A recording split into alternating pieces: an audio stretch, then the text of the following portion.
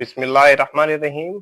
आज हम बात करेंगे कि कुछ लोग ज़रूरत की वजह से या गैर ज़रूरी तौर पर अपने यूरिन यानी कि पेशाब को काफ़ी देर तक होल्ड करके रखते हैं। यानी कि अगर उनको पेशाब की हाजत महसूस हो रही है तो फिर भी वो वॉशरूम नहीं जाते। यानी कि इसमें कुछ रीज़न हो सकते हैं, जैसे कि क्लास में है, किसी मीटिंग में है या जॉब में है तो वो तो नहीं जा सकता। लेकिन कुछ लोग फजूल में जैसे किसी महफिल में बैठे हैं तो फिर भी अपने यूरिन को होल्ड करके रखते हैं। तो आज हम जानेंगे कि इस तरह जो यूरिन को होल्ड करना है किसी हद तक नुकसानदाह हो सकता है।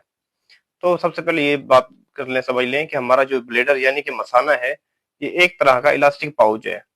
इसकी ये सलाहियत है कि ये कुछ देर के लिए यानी यूरिन यानी कि पेशाब को अपने अंदर जमा कर सकता है।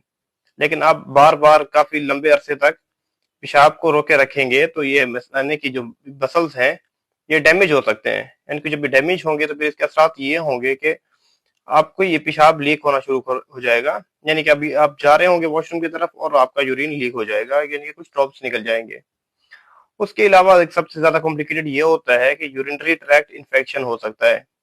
70% यूरिनरी ट्रैक्ट इन्फेक्शन के पेशेंट्स में यही रीजन पीछे आती है कि वो यूरिन को ज्यादा देर तक होल्ड करके रखते थे। तो ये एक रीजन हो सकता है, एक नुकसान हो सकता है। दूसरी तरफ ये है कि अगर आप एक लंबे अरसे तक इसको रोके रखेंगे और ऐसी इसको आदत बना लेंगे तो आपके यूरिन के यानी पेशाब के बैक फ्लो की वजह से आपकी किडनीज भी डैमेज हो सकती हैं। और इसकी वजह से आपको हाइड्रोनेफ्रोसिस यानी कि आपकी किडनीज भी सूज सकती हैं।